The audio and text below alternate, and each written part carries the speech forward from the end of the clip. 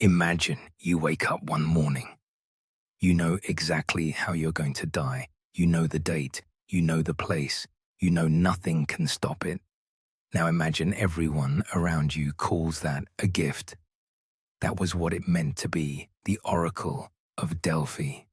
And if you find that unsettling, stay with me. The story only gets darker.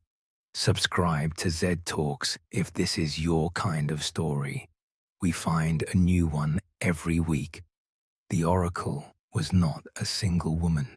She was a title, a role passed down through a chain of women. They sat in a sacred chamber at the foot of Mount Parnassus. They breathed volcanic fumes rising from a crack in the earth.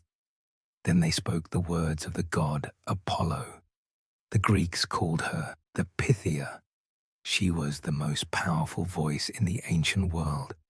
Kings consulted her. Armies refused to march without her blessing. Empires rose and fell on her words. But here is what the history books tend to leave out. The Pythia did not choose this life. She was selected, examined, installed, and once installed, she belonged to the temple, not to herself. In the early centuries, young virgins were chosen for the role. Then one, Pythia, was abducted and assaulted by a visiting official. The priests changed the rule. From that point on, only older women were selected. Women past the age where men might want to steal them. The priests had not solved the problem. They had simply made the target harder to reach. The Pythia was not protected. She was managed. On consultation days, the Pythia fasted. She bathed in the cold waters of the Castalian spring. She chewed laurel leaves, pisars. Then she descended into the Aditon, the innermost chamber, and sat on a tripod above a fissure in the earth. Modern geologists have confirmed what the ancients suspected. The fissure released ethylene gas. At low concentrations, it produces a trance state. At higher concentrations, it causes unconsciousness. At higher concentrations still, it kills. The Pythia sat above that fissure and breathed it in, and she spoke. What she said was often incoherent. Cries, fragments, syllables. Priests stood nearby and translated her words into neat hexameter verse, which means the prophecy you received was not entirely hers. It passed through at least one human filter before it reached you. She could not see what was being written down. She could not object. She could not clarify. By the time her words reached a king or a general, they had been shaped by hands that were not hers. If you are hooked right now, so am I. Let's Zedd Talks know you want more of this. The prophecies themselves were famously double-edged. Croesus, the fabulously wealthy king of Lydia, asked whether he should attack Persia. The oracle told him that if he crossed the river Halys, he would destroy a great empire. Croesus was delighted. He crossed the river. He was destroyed. The great empire the oracle had been referring to was his own. People tend to admire the clever ambiguity, but look at it from the inside.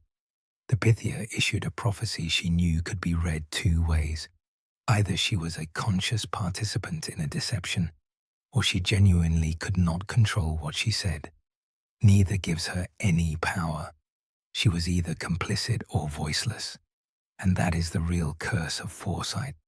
It is not that you know what will happen. It is that knowing changes nothing. You can see the edge of the cliff from a mile away. You walk toward it anyway. Every step feels fine, right up until it doesn't. The Pythia could not warn anyone too plainly. A plain warning is advice. Advice can be ignored. So the prophecy had to remain ambiguous. It had to let the questioner leave feeling hopeful. If she saw clearly, she spent her life encoding the truth into riddles she knew would be misunderstood. She breathed poison for a living. She spoke in code. She was managed by priests, studied by petitioners, and forgotten between consultations. She had no name that history kept. We know the kings who visited her. We do not know her. Some women served as Pythia for decades. Some died young. The fumes were not always gentle. Plutarch, who served as a priest at Delphi near the end of the oracle's long history, wrote that by his time, the role had become so depleted that one Pythia sufficed. He described her as worn, tired, and diminished. He mourned the decline of the oracle as an institution. He did not seem to mourn her. Subscribe to Zedd Talks if this is the kind of story that stays with you. There are more waiting. Here is the final cruelty. The Oracle of Delphi operated for nearly 1,000 years, from around the 8th century BCE to the 4th century CE. It was shut down by the Roman Emperor Theodosius, who outlawed pagan practices to make Christianity the empire's official religion. The temple fell silent. The last known prophecy was issued around 390 CE. We do not know the name of the last Pythia. We do not know how she spent the rest of her life. We do not know if she felt relief or grief when the consultation stopped.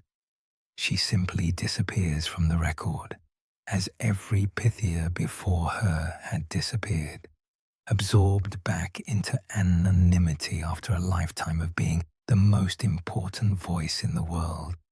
That is the shape of the curse, not the knowledge, not the fumes, not even the exploitation. The curse is that you can spend 1,000 years being indispensable and still end up nameless. If this one stayed with you, it stayed with me too. Subscribe to Zedd Talks. There are more stories like this one, and they deserve to be heard. The Oracle of Delphi saw the future for 1,000 years. No one ever asked her what she wanted.